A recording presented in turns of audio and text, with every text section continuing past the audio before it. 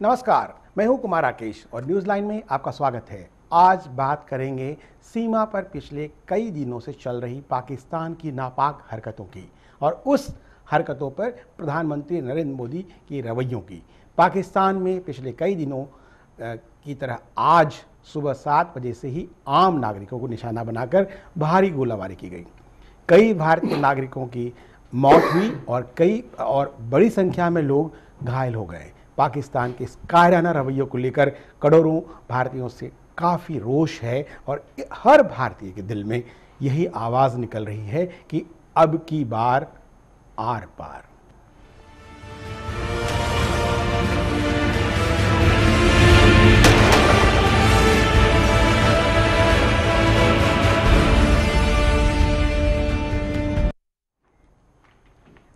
इन दिनों पाकिस्तान ने बुज़दिली की सारी सीमाएं लांघ दी हैं। भारतीय सेना भी पाकिस्तानी सेना को कायराना हरकत का जवाब दे रही है, लेकिन आम भारतीय जनता चाहती है कि पाकिस्तान को बड़ा सबक सिखाया जाए। प्रधानमंत्री मोदी ने देर से हो रही सही ये बयान जारी किया है कि लेकिन इसके बावजूद मोदी सरकार के पाकिस्तान के प्रति रुख के लोग संतुष्ट नहीं दिख रहे हैं। देखते हैं रिपोर्ट कि किस तरह से प्रधानमंत्री नरेंद्र मोदी के प्रयासों के बावजूद पाकिस्तान अपने रवैयों में बदलाव नहीं ला रहा है। उसके बाद एक से एक बड़ी गलतियां करती जा रहा है।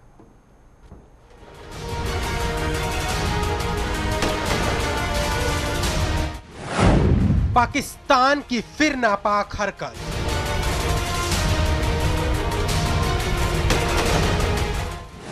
पीठ पर बार बार वार।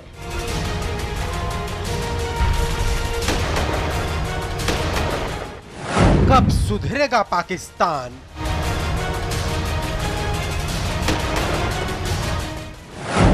हिंदुस्तानियों की एक आवाज, अब की बार आर पार।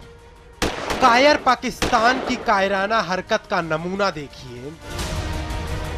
बुज़दिल पाकिस्तान की बुज़दिली की एक और तस्वीर देखिए जो पिछले करीब 1.5 महीने में कायर पाकिस्तानी सेना ने अपने बंदूक की गोलियों से खींची है। बॉर्डर पर मासूम भोले भोले भारतीयों का घर बुज़दिल पाकिस्तानी सेना की गोलियों से छलनी हो रहा है।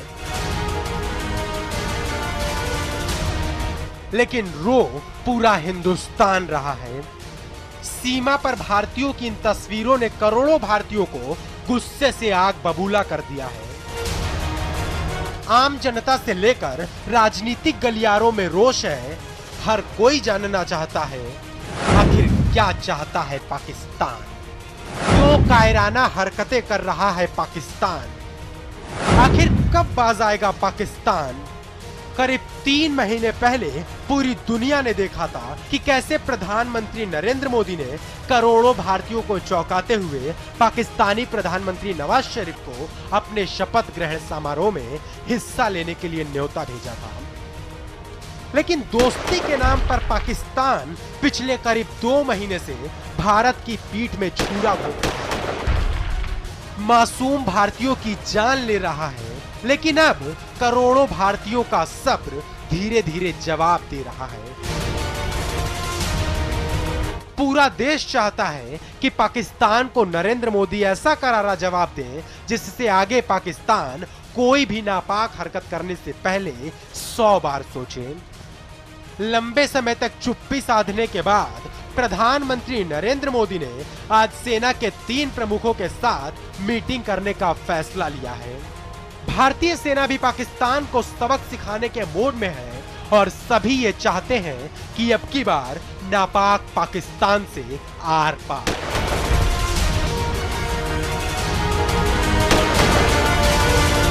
Manish Sharma, channel 1 news.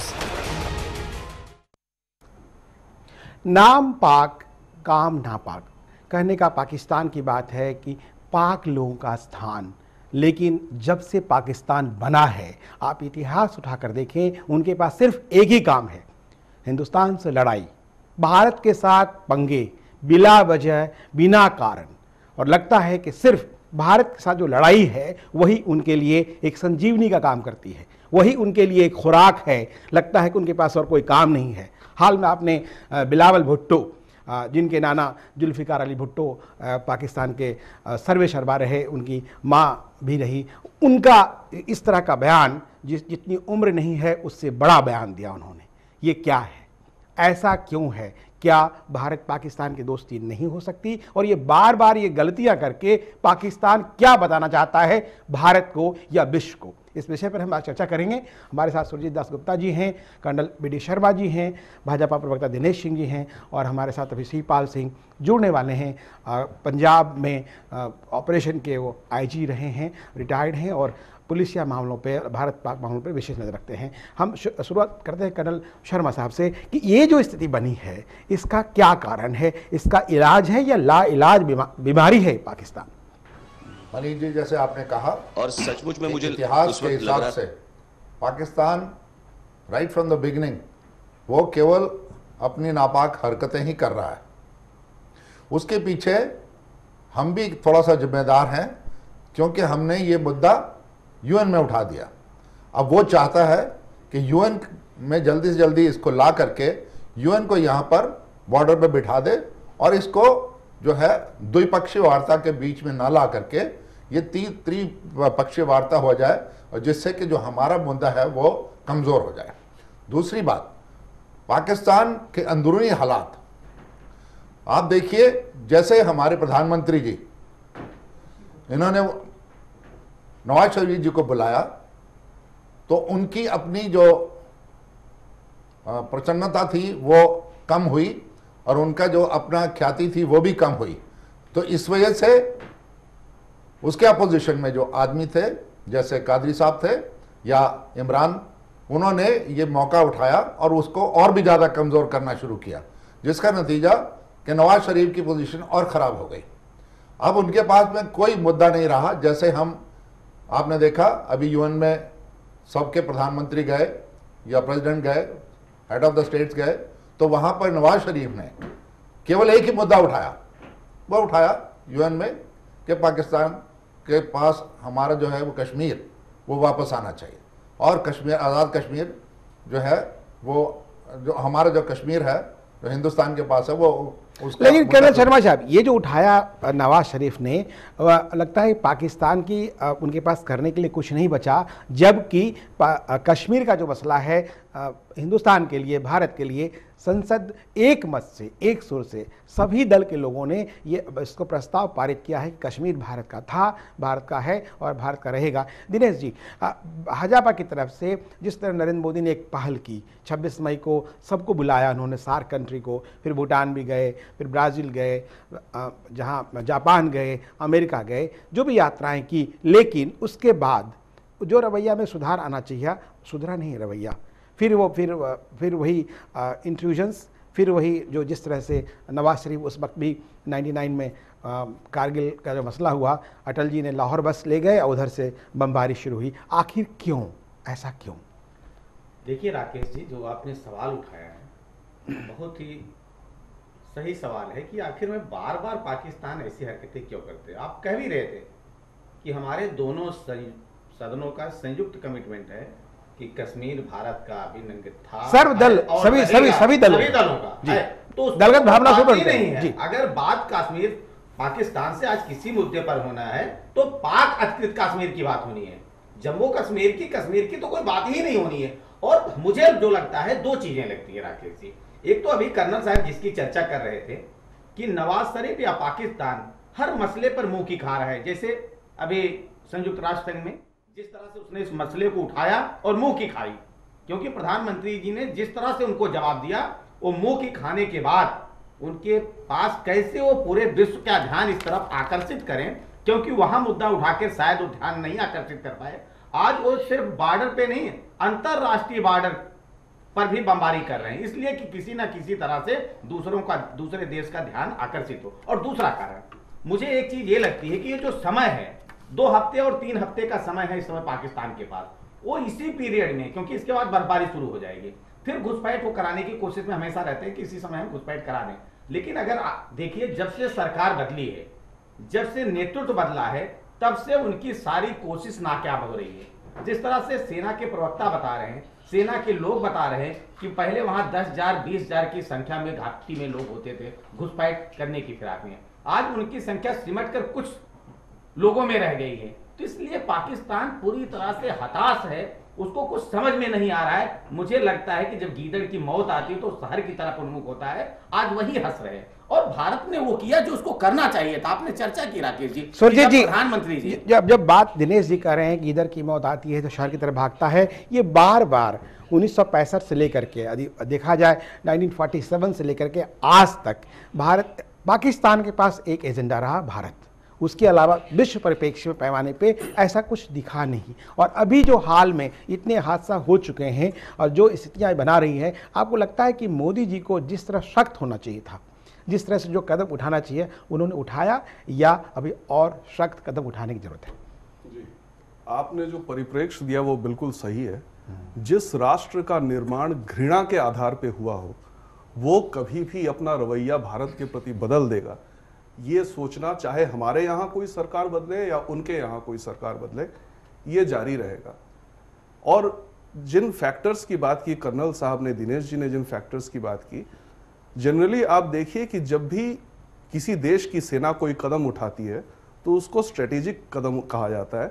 लेकिन सूर्य से आपसे बातचीत जारी रहेगी, वक्त है एक विराम का, उसके बाद हम फिर आपसे मिलते हैं।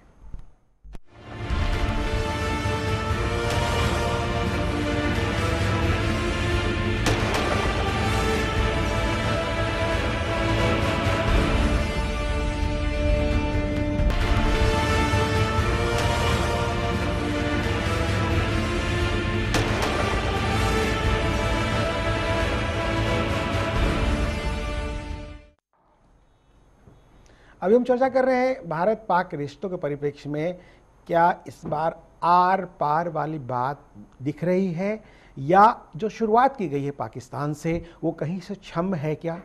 सुरजीत जी आपसे बात कर रहे थे, जो रवैया है सरकार का और जिस तरह से उन्होंने एक अच्छे नोट के साथ शुरुआत की थी प्रधानमंत्री नरेंद्र मोदी ने, कहाँ लगता है कहाँ ब्रेक लगा? 2-3 घटनाएं घट गई। हुर्रियत नेताओं को उन्होंने आमंत्रित किया भारत की इच्छा के बगैर, फिर उसको सर्टिफाई किया। यूनाइटेड नेशन की बात कर रहे थे अभी कर्नल शर्मा जी कि जिस तरह से उसने वहाँ मुद्दा उठाया, वो कोई मंच नहीं है संयुक्त राष्ट्र उठाने का। उसके बाद फिर वो बातचीत की पहल की बात आई कि एक तरफ आप स्टैबिंग करते हैं, दूसरी तरफ आगे बढ़ते हैं, तो 4 कदम आगे 6 कदम पीछे का मामला है। ये क्या क्यों है ऐसा?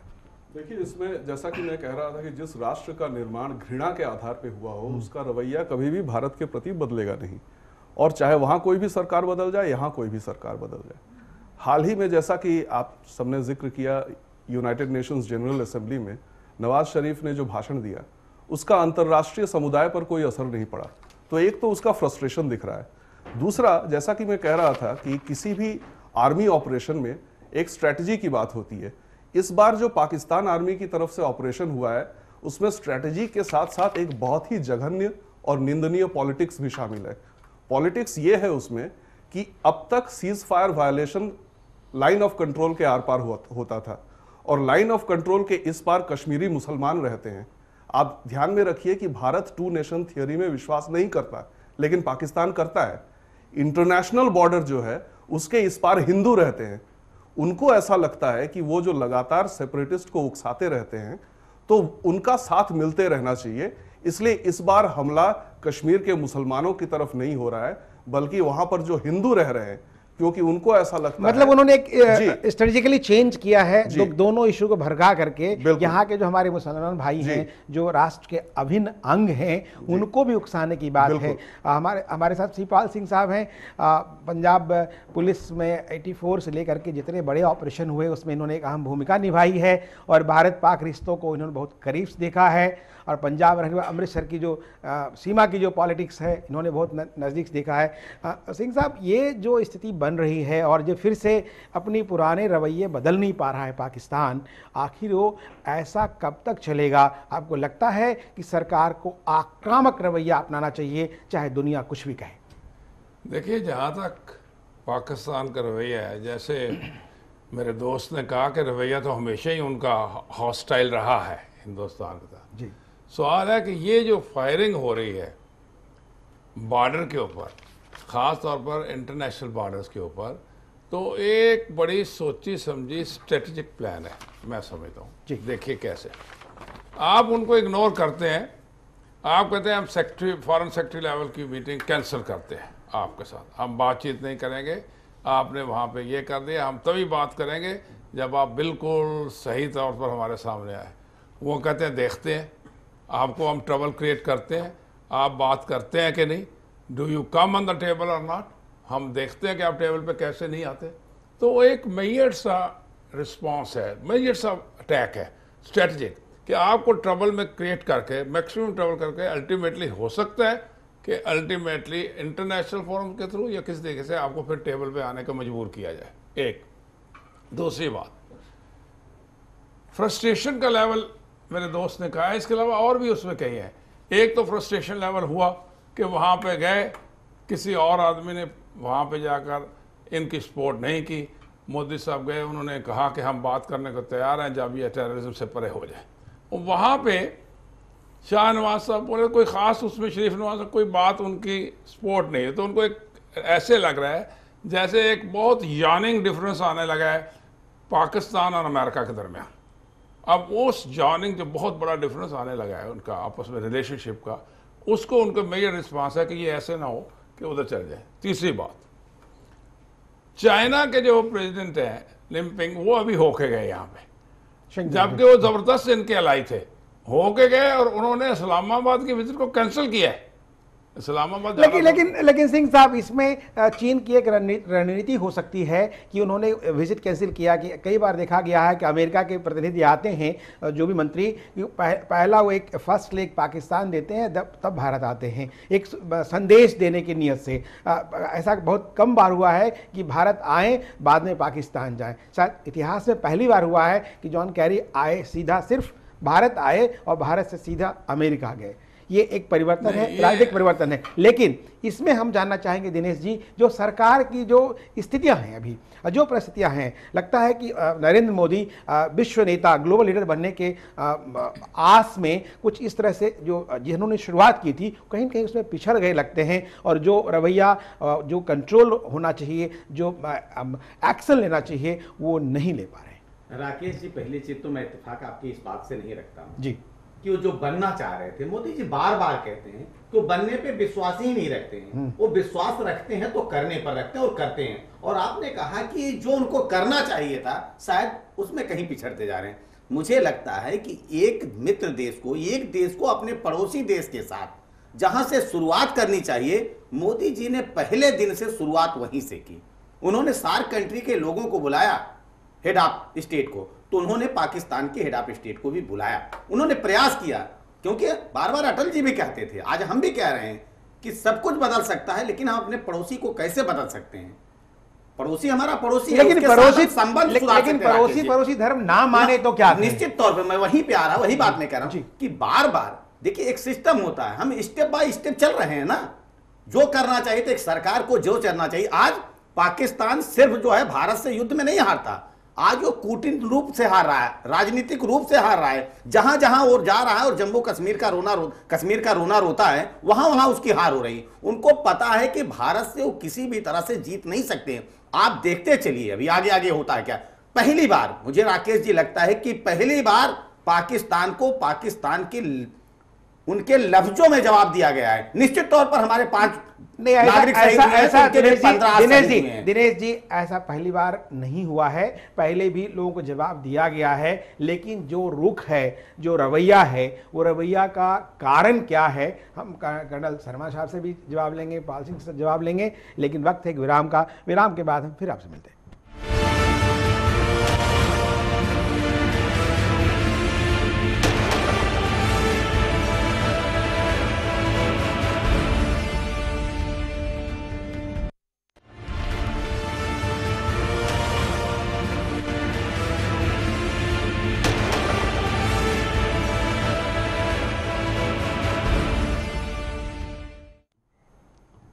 अभी हम चर्चा कर रहे हैं भारत कि उन रिश्तों की जिसके लिए लगता है पाकिस्तान कहीं न कहीं संजीदा नहीं है, वो बहुत ही हल्के से इन संबंधों को ले रहा है, बातें बड़ी बड़ी करता है। जब करने की बात आती है वो कहीं न कहीं अपने घटिया और नापाक इरादों को जाहिर कर देता है, जो आजकल कर रहा है। कर्नल शर्मा जी, आप सेना में रहे और सेना की कार्रवाई दोनों को देखा आपने। इस परिप्रेक्ष्य में आपको क्या लगता है, कहाँ कमी है भारत पाक के उन रिश्तों में जिसके लिए कभी हमने एक स्वप्न देखा है, भारतीय हर वक्त भारत पहल करता है अच्छाई की तरफ, दोस्ती की तरफ और एक भलेपन को लेकर के, लेकिन पाकिस्तान अपने नापाक इरादे को हर वक्त जाहिर करता रहता है। एक जख्म लिए फिर रहा है पाकिस्तान राइट 47 से कि कश्मीर का जो हिस्सा है वो हमारा नहीं है। ये जख्म वो नहीं भुलाएगा। सोच रहे हैं कि भारत का नहीं है, वो मैंने उनका कहना है कि भारत का नहीं, हमारा है, हमारा है। जबकि उन्होंने और वो इस चीज को उठाते रहेंगे जब तक पाकिस्तान एग्जिस्ट करता है। चाहे वहां कोई भी आर्मी आए, चाहे वहां कोई भी गवर्नमेंट आए, वो लोग इसी चीज को करते रहेंगे, क्योंकि उनको ये बर्दाश्त होगा ही नहीं। जब हम भी जानते हैं, हमने भी वहां सर्विस किया है, और वो लोग हर समय इस चीज़ को भड़काते ही रहेंगे। हम बड़े मेच्योरिटी के साथ में काम कर रहे हैं और हम देख रहे हैं कि हम उनके बहकावे में ना आकर के, और हम जो है बड़ा पॉलिटिकल, बड़ा स्टेबिलिटी के साथ में जा रहे हैं। अभी जो हमारे प्रधानमंत्री ने या डिफेंस मिनिस्टर ने या तीनों चीफ ने जो बोला है, जो किया है, वो बिल्कुल ठीक स्टेप लिया है। इसको एस्केलेट करना तो आज हो जाए, परंतु उसको बिठाना फिर उसके बाद कितनी कितनी हमें देखनी पड़ती हैं चीजें, जिसमें हमारे इकोनॉमिकल बर्डन भी बहुत आ जाता है, तो वो चीजें जबरदस्ती लेने की मतलब आपका आशय है कि हम युद्ध नहीं चाहते, यदि मजबूर किया जाएगा तो पीछे नहीं हटेंगे। शिवपाल सिंह साहब, आपको लगता है कि जो पाकिस्तान बार बार भारत को उकसाकर ऐसी परिस्थितियां उत्पन्न कर 1965 या 1971 वाली स्थिति पैदा करने की फिराक में है, जो लगता है उनकी मंशा सफल नहीं होगी लेकिन उनको मुंह की खानी पड़ेगी? मैं आपको दोबारा से ये कहूँ कि ये बिल्कुल सही है कि ये कह देना कि पाकिस्तान किसी तरीके से भूल जाएगा, कश्मीर दे दिया या इनका हिस्सा हो गया, वो कभी नहीं मानेंगे, कभी मानेंगे ही नहीं। यही कोशिश रहेगी कि इस एरिया को किसी न किसी तरीके से इस जख्म को दोबारा करेद के पाकिस्तानियों के अंदर एक जज्बा पैदा करके, उनके अपने हालात भी ऐसे हैं कि वो जज्बा पैदा करना चाहते हैं इस किस्म का एंटी इंडियन। मैं उसके साथ ये कहना चाहता हूँ, जो इन्होंने कहा कह देना, उन्होंने कहा एक जगह पे बड़ा अच्छी तरह से कि जी मोदी साहब ने ये कहा दिया था, ये कह दिया उनके पाकिस्तान आर्मी ने बिफोर इलेक्शन, अब देखते हैं क्या बनता है। यानी वो तो इसको भड़काना चाहेंगे, लेकिन हमारी रिस्पांस जो है बड़ी मेजर्ड होनी चाहिए। स्ट्रेटेजिकली ज़रूर है कि हमको देखना है कि बिल्कुल इनको सीधा ही ऐसी ना खुल दे दें कि ये बढ़ते ही जाए, तो उसको उसकी जो पकड़ में रखना पड़ेगा उसके संगल को। लेकिन उसके साथ साथ ये करें कि हम उसको जाकर हमला कर देंगे, ये बड़े बेवकूफ़ी वाली बात होगी इस स्टेज के अंदर। दूसरी कोशिश उनकी वही है, मंशा वही है उनकी है। आप एस्केलेट किया, आपने आज उनके ऊपर ज़्यादा कर दिया फायरिंग, इन्होंने कह दिया कर दिया, बीएसएफ ने कर दिया, इजाज़त मिली या जो भी है उसके हिस्से में हम नहीं जाते। कि मैं भी बॉर्डर पे रहूँ, एक चीज़ भी हम नहीं करते जब तक हमें उन्होंने खुल क्या दी या नहीं, उसके अंदर नहीं जाना। सवाल ये पैदा होता है, आज उन्होंने कल प्रोटेस्ट लॉन्च किया यूनाइटेड नेशन ऑब्जर्वर्स ग्रुप के साथ कि अनप्रोवोक्ड फायरिंग बाय इंडिया, इसी स्मॉल, जबकि पहले सब दुनिया को नजर आया कि उन्होंने फायरिंग किया, उस फायरिंग के जवाब में हमने किया, तो उन्होंने अनप्रोवोक्ड फायरिंग इसको कर दिया है। कल को आप एस्केलेट करते हैं और आगे जाते हैं, हमला कर देते हैं, तो वो तो चाहता है, वो तो यूएन इंटरनेशनल में इमीडिएटली फोरम में आएगा कि ये देख लीजिए हिंदुस्तान ऐसे कर रहा है। तो मेरा कहने का मतलब है, इसकी जो कह देना और करने में बहुत फर्क है। और ये कह देना कि हमारी गवर्नमेंट ये कर देगी, ये कर देगी, कहना का जो इलेक्शन से प्री इलेक्शन पोस्ट इलेक्शन में बहुत फर्क हो जाता है। तो मैं ये आपने गवर्नमेंट की बात कही, कह देना दिनेश जी, जो स्थितियां बन रही है जैसा कि सिंह साहब बता रहे हैं, उन स्थितियों के मद्देनजर भारत सरकार का जो रवैया है वो किस तरह का होगा? हालांकि कहा गया है, जो सूत्रों के हवाले से बात खबर आ रही है कि केंद्र सरकार ने कहा है कि यदि वो एक हमला करते हैं तो आप भी जारी रखिए। क्या ये स्थिति कहीं शांति को अग्रसर होता है, या भारत सरकार ने मन बना लिया है कि जो होगा देखा जाएगा, इस बार आर या पार? नहीं, देखिए दो चीजें हैं। मैं सिंह साहब से थोड़ा सा इत्तेफाक रखता हूं कि देखिए पाकिस्तान तो चाहता है और उसको ये भी जानता है कि अगर युद्ध होगा तो उसका क्या हश्र होगा, ये पाकिस्तान को भी पता है। तो पाकिस्तान स्वयं में युद्ध नहीं चाहता है। जो सिंह साहब कह रहे थे कि पाकिस्तान किसी ना किसी तरह से हिंदुस्तान को उकसाकर और दुनिया को दिखाना चाहता है कि देखिए हमको मार रहे हैं। ये हिंदुस्तान इस चीज को समझ रहा है। यही मैं बार बार निवेदन कर रहा हूं कि जिस भी रूप में, सिर्फ एक तरफ से नहीं, कि आमने सामने की लड़ाई, अगर वो फायर करेंगे तो हमारे सैनिक चुपचाप बैठेंगे नहीं। उनको कहा गया है कि उनको उसके डबल में, उसके ट्रिपल में आप उनको जवाब दीजिए, और जवाब दिया भी जा रहा है। एक एंगल ये है, और दूसरा एंगल ये है कि आप कैसे पाकिस्तान को इस मामले में अलग थलग, पाकिस्तान तो हमेशा चाह रहा है कि कोई तीसरा मध्यस्थता करे, लेकिन हिंदुस्तान तो पहले ही कह चुका है कि जम्मू कश्मीर, जो कश्मीर भारत का अभिन्न अंग था है और रहेगा। तो अब सवाल ही नहीं, अगर आपको बात करनी है तो पाक अधिकृत कश्मीर की बात करिए ना, इसमें कहां से बात आती है। तो मुझे लगता है कि भारत सरकार को जो करना चाहिए वो बिल्कुल सही समय पर और सही कदम उठा रही है। सुरजीत जी, सही कदम उठाने की बात बन रही है। 2007 की बात करें, समझौता एक्सप्रेस की, 2008 मुंबई ब्लास्ट की, हर साल कुछ न कुछ ऐसी कारगुजारी कर देता है पाकिस्तान की जो चीज सामान्य होते होते फिर वो करवाहट आ जाती है। तो एक तो ये रवैया, दूसरा तरफ भारत सरकार का रवैया, तीसरी तरफ विश्व पटल पे जो पाकिस्तान की जो स्थितियां हैं, इसको लेकर आप क्या सोचते हैं? मुझे ऐसा लगता है, अभी अभी जो बातें हुई, जो आपके 3 पैनलिस्ट ने जो बातें की, उसमें मैं थोड़ा सा, मेरा फर्क है व्यू पॉइंट में, वो ये, मुझे ऐसा नहीं लगता कि स्थिति में कोई बदलाव नहीं आया है या फिर नहीं आएगा, और मुझे ये भी नहीं लगता कि अगर हम अपनी तरफ से इसको एस्केलेट कर दें तो ये इंटरनेशनल इशू बन जाएगा। एक बहुत बड़ा उदाहरण है इजराइल।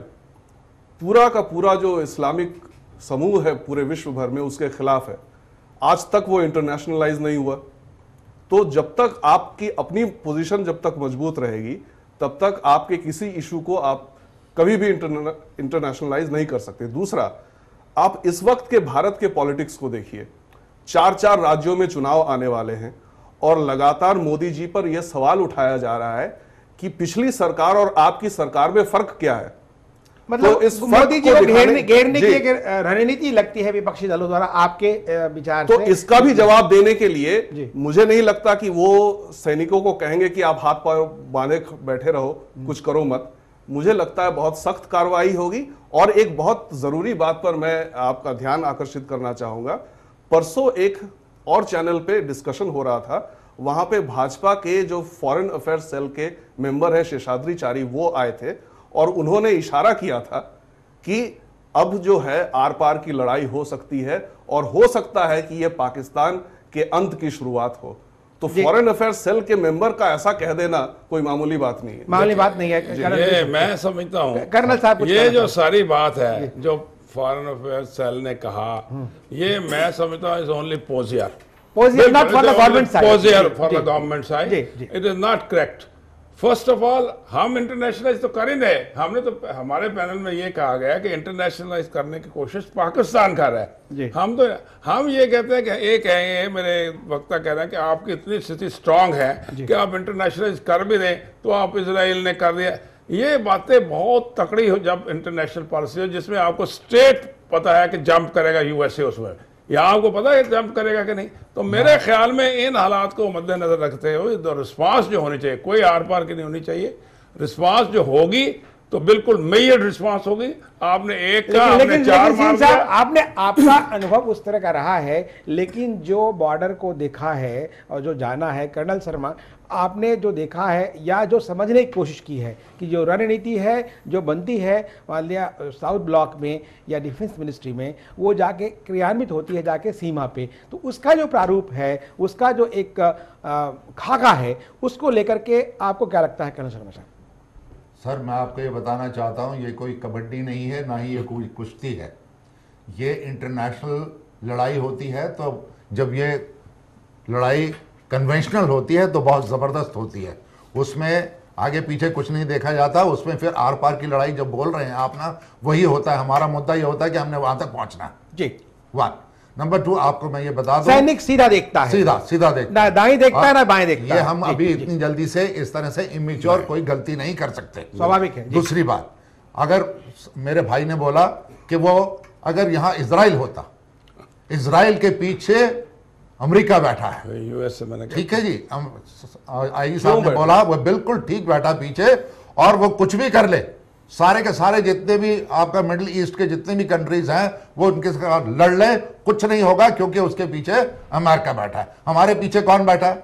हमारे पीछे कोई नहीं बैठा। कोई नहीं। हमें देखना है अपना स्वार्थ, हम मेच्योरिटी के साथ में काम करें। हमें और हमारे प्रधानमंत्री ने चारों तरफ दुनिया में घूम के जो कमाल अभी दिखाया है वो तारीफ काबिल है। ये पहली बार है कि दुनिया के मंच पे हमारा प्रधानमंत्री जो हमारा सुपर पावर है वो जाकर के वो सब जाकर के उसको एक्नॉलेज कर रहे हैं। और इसके बाद ये अभी जितनी भी हरकतें हो रही हैं ये केवल अपना एग्जिस्टेंस दिखाने के लिए पाकिस्तान कर रहा है। अभी मसूद खान जो उनका रिप्रेजेंटेटिव, पाकिस्तान का जो रिप्रेजेंटेटिव है उसमें यूनाइटेड नेशन में, उसने आज फिर उठाया है 193 असेंबलीज के सामने जाकर के बोला कि जी हिंदुस्तान जो है इस तरह से फायरिंग कर रहा है और हमारे 10 आदमी मार दिए, सियालकोट में मार दिए, इतनी फायरिंग हो गई, 10 हमारे घर गिरा दिए। ये हम भी देख रहे हैं, क्योंकि सियालकोट जो है वो वहां से जो फायरिंग हो रही है वो हमारे बॉर्डर पे फायरिंग हो रही है, हमारे बॉर्डर को भी वो तबाह कर रहे हैं जानबूझ करके। वो इधर की तरफ, जैसे मेरे दोस्त ने कहा कि वो इंटरनेशनल बॉर्डर की तरफ आ रहे हैं। हमें अभी तक देखते थे कि एलओसी पे हमारी लड़ाई होती थी, ठीक है, एलओसी पे। इस तरह से बड़ी मेच्योरिटी देखना है कि कहीं ये एस्केलेट ना हो और वो अपना जो है मुद्दा इंटरनेशनल बना करके और हमारे को बदनाम कर दे। मैं ये कह रहा था कि देखिए ऐसा नहीं है, आज हिंदुस्तान के पीछे ना खड़े हों लेकिन हिंदुस्तान के साथ लोग खड़े हैं, कई कंट्री खड़ी हैं, हम ये नहीं कह रहे हैं। और देखिए जो करना चाहिए, लेकिन उसमें अमेरिका उस तरह से नहीं है जैसा कर्नल शर्मा बता रहे हैं। इजराइल नहीं, एक दिन में आप भूल रहे हैं कि आप एक पॉइंट को बहुत भूल रहे हैं हम लोग कि आप इंटरनल सिचुएशन को भी देखिए, अपनी इंटरनल सिचुएशन को। आपने कह दिया कोई घुसपैठिया नहीं आया, ये नहीं है, ठीक है, इधर से नहीं आया तो दूसरी तरफ से आ गया, प्रॉक्सी वार, टेररिज्म। हालांकि सिंह साहब घुसपैठिया सिर्फ भारत और पाकिस्तान की समस्या नहीं है, अमेरिका की भी समस्या है। वहां भी मैक्सिको और ब्राजील से लोग आकर के घुस जाते हैं। मैं बता रहा हूं, कनाडा के रास्ते। आज की डेट के अंदर सबको मालूम होना चाहिए कि काफी स्ट्रॉन्ग इंटेलिजेंस रिपोर्ट्स हैं कि काफी से ज्यादा आर्म्स एनिमिनेशन कई जगह पे इकट्ठा हो चुका है और उनका इरादा यह है कि फेस्टिवल सीजन के अंदर अंदर कोई न कोई धमाका। तो ये कह देना, हालांकि वो प्रकृति का न्याय के लिए कश्मीर में जो बाढ़ आई जी, उधर से आप बाहर ले लेते हैं आर पार की, इधर अंदर आपके अंदर घुसपैठ के बैठे हुए हैं। अभी पिछले दिनों में आपने देखा वो बांग्लादेश के बना रहे थे वेपन। अभी यहाँ पे जो national intelligence, national investigative agency ने सबमिट किया है अपने, उन्होंने क्लियर कहा है कि यहाँ पे इतने आदमी हैं जो सेल, अगर हम उनको मोबिलाइज करें। अभी तो वो बाहर भेजने की बातें कर रहे थे आईएसए में, तो अंदर तो हमारे पास है ही सही। तो ये ऐसे सिंह साहब आपने बहुत मुद्दे की बात कही कि जो हमारे अंदर, देश के अंदर जो घुसपैठिए बैठे हैं उसका इलाज क्या है। ये घुसपैठियों का समस्या कोई नई नहीं है, चाहे नॉर्थ ईस्ट का ले ले, चाहे अरुणाचल के हिसाब से ले, चाहे खास करके राजस्थान बॉर्डर ले, गुजरात ले, और खासकर पंजाबी जो जितने सीमा रेखाएं। हाँ सिंह, मेरी बात नहीं पूरी। मैं ये कह रहा हूं कि आज साथ खड़े हैं और सबको साथ लेने की कोशिश माननीय मोदी जी कर रहे हैं 100 दिन में। और दूसरी चीज रही, देखिए कब नहीं प्रयास किया गया है, सब चर्चा कर रहे हैं कि प्रयास किया गया। लाहौर बस लेके गया लेकिन उसके जवाब में कारगिल आपको मिला।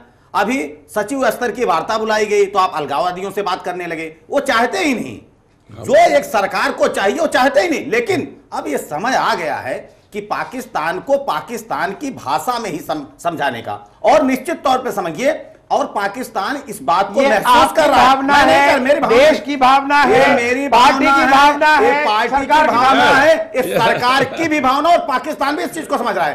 पाकिस्तान भी भारत सरकार की भावना से अवगत है कि अब यहां नेतृत्व परिवर्तन हुआ है और कुत्ते की दुम को अगर सीधी करनी हो, सीधी कैसे होती है इसको भी करना भारत जानता है। भारत के पास बार बार मैं एक निवेदन करता हूं, मतलब इत्तेफाक से राकेश जी हमारे साथ फौज के लोग बैठे हैं, पुलिस के लोग बैठे हैं, ये बेहतर जानते हैं कि किसी भी सेना का नेतृत्व जब ना, अगर गीदड़ की सेना हो उसका नेतृत्व शेर करता है तो पूरी सेना शेर की तरह लड़ती है, और पूरी सेना अगर शेर की हो ना और नेतृत्व करता अगर गीदड़ हो तो पूरी सेना गीदड़ की तरह लड़ती है।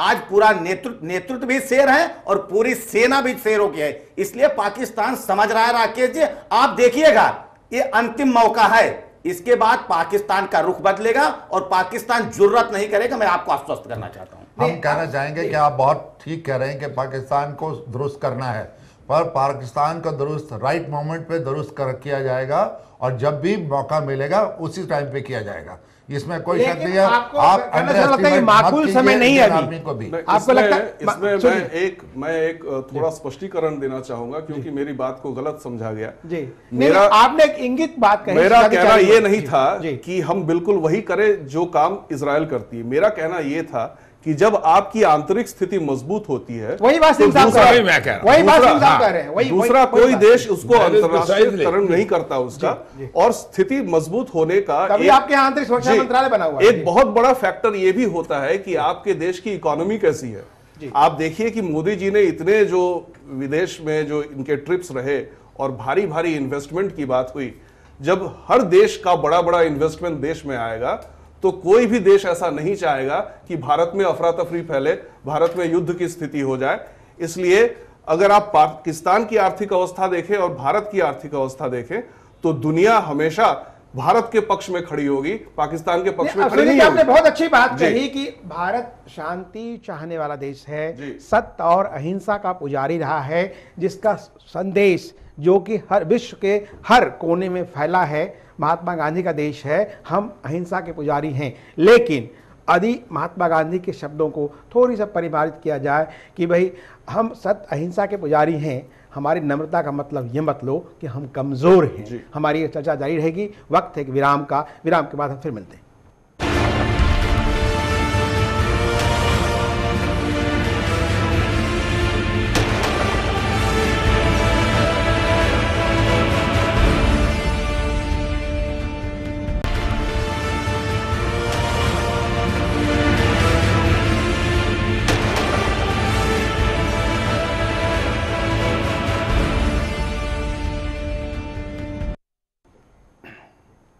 अभी हम चर्चा कर रहे हैं भारत पाकिस्तान के उन रिश्तों की जिसको लेके पाकिस्तान बार बार नापाक करने की कोशिश में लगा हुआ है, जबकि भारत की कोशिश है कि पाकिस्तान पाकिस्तान ही रहे, जिसके अस्तित्व पे पाकिस्तान बना था, जो कि उनकी मंशा थी। लेकिन लगता है कुछ वहाँ जेनेटिक समस्या है, एक डीएनए की प्रॉब्लम है कि जब से पाकिस्तान का जन्म हुआ है अशांत सा है, छटपटाया हुआ सा है, परेशान सा है। हालांकि कई शायरों और कवियों ने पाकिस्तान के बारे में कई ऐसी बातें कही हैं भारत पाक रिश्तों को लेकर। हम चाहते हैं अहिंसा, लेकिन वो लगता है उसके लिए तैयार नहीं दिखते। हम इस पर चर्चा कर रहे थे अभी। कर्नल शर्मा साहब, जो स्थितियाँ बनी हैं अभी, हमारे पास समय बहुत ही कम है, आपको क्या लगता है लड़ाई के लिए माकूल समय है? जबकि पाकिस्तान की जो कोशिशें हैं ईद के जब पाक मौके पे हमला करना, क्या इस्लाम में ये ऐसा है कि हिंसा करो? ईद रमज़ान की जगह जहाँ हमारे उमर साहब जो है उमर अब्दुल्ला परेशान रहे, उस तरह से हमला किया जाना, तो ये उनके लिए धर्म भी कुछ नहीं, इस्लाम भी कुछ नहीं, सिर्फ अपनी नापाक हरकत। आपका कहना बिल्कुल ठीक है। ये दोनों की तरफ से, दोनों के पेपरों में इस चीज़ को बहुत ही दुख के साथ जाहिर किया गया है, परंतु वो बेचारे मजबूर हैं। मैं ये कहता हूँ वो मजबूर हैं क्योंकि उन्होंने अपने आदमियों को ट्रेनिंग इस तरह से दी है कि किस न किस तरह से यहाँ हरकत हो जाए। वो अपनी प्रेस्टीज के पीछे इसमें लड़ रहे हैं अब, और वो जो सरकारी भी है, पॉलिटिकल भी है, और जो उनकी आर्मी है उनका भी टोटल दबाव है कि किस तरह से हिंदुस्तान में, जैसे कि हमारे आईजी साहब ने भी बताया कि अभी जो त्यौहार आ रहे हैं उसके बीच में कुछ ना कुछ कर दिया जाए। 20 कैंप हैं, 20 कैंप में आईएएस के आदमी भी आ गए हैं जो कि हमारे लेकिन करना करें। ये सवाल दिनेश जी से है कि सरकार इनकी है, पार्टी इनकी है। जो सिंह साहब ने सवाल उठाया उन सवालों में है कि आंतरिक रूप से हम कितने मजबूत हैं। ये हमारे पास क्या आकलन है कि कितने घुसपैठिए विभिन्न वेशभूषा में हमारे देश में जो हमारे दुश्मन है मौजूद हैं? निश्चित तौर पर राकेश जी, और उसके पहले मैं एक चीज का सवाल का जवाब दे दूं। आपने कहा था कि हम सत्य और अहिंसा पर, बापू के रास्ते पर चलने वाले देश हैं, तो हमारे यहाँ यह भी उपदेश है कि सठे साठ हम समाचरित, कि दुष्ट के साथ दुष्टता का व्यवहार, ये भी भारत देश के शास्त्रों में है। तो अगर हम अहिंसा और सत्य के रास्ते पर चलना जानते हैं तो हम दुष्ट को दुष्टता के साथ जवाब देना भी हम बाल सिंह साहब, सठे साठिंग समाचारित की बात कर रहे हैं, क्या लगता है कि आज के परिप्रेक्ष्य में, अंतर्राष्ट्रीय परिप्रेक्ष्य में यह संभव है? हालांकि भारत हर तरह से मजबूत है, उनके इरादे भी मजबूत हैं, हम सैन्य और हर तरह से मजबूत हैं। मैं समझता हूं कि संभव नहीं है, कोई आर पार की लड़ाई नहीं होने वाली, और ना ही एक इसमें कोई समझदारी की बात है कि आज की डेट में आर पार की लड़ाई, जबकि हमारे अंतर की जो सुरक्षा है उसको ख्याल कीजिए और इंटरनेशनल फोरम को ख्याल कीजिए।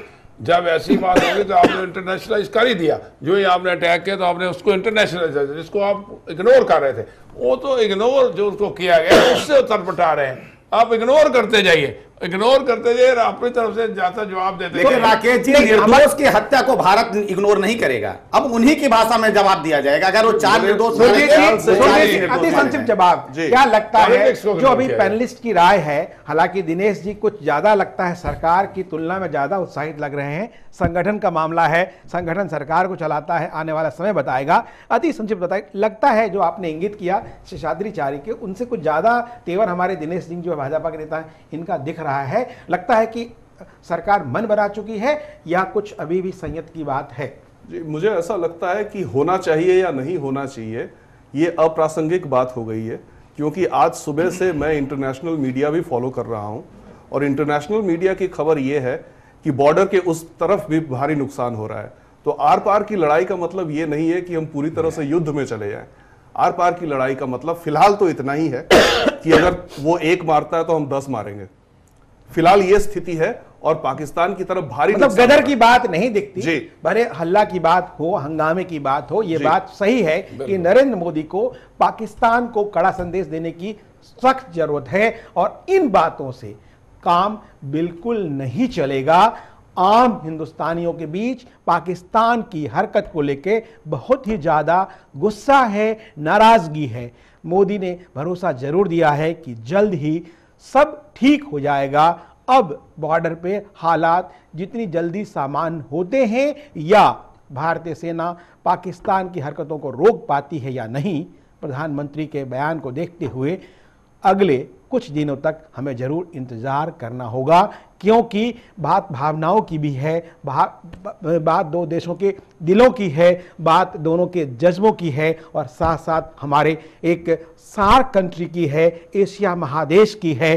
तो इस विश्व बंधुत्व को पाकिस्तान समझ पाता है या अपनी जो विरासत हैं जुल्फिकार अली भुट्टो के बिलावल जैसे जो अभी युवा हैं वो भी अलगाववाद की बात करके क्या हासिल करना चाहते हैं, उनको भी आत्ममंथन और चिंतन करने की जरूरत है। जहां तक कि भारत में वो स्थिति है, थी और रहेगी, क्योंकि हम अहिंसावादी थे, हैं और रहेंगे। आज इतना ही, दीजिए कुमार राकेश को इजाजत और ताज़ा खबरों के लिए देखते रहिए चैनल 1 न्यूज़।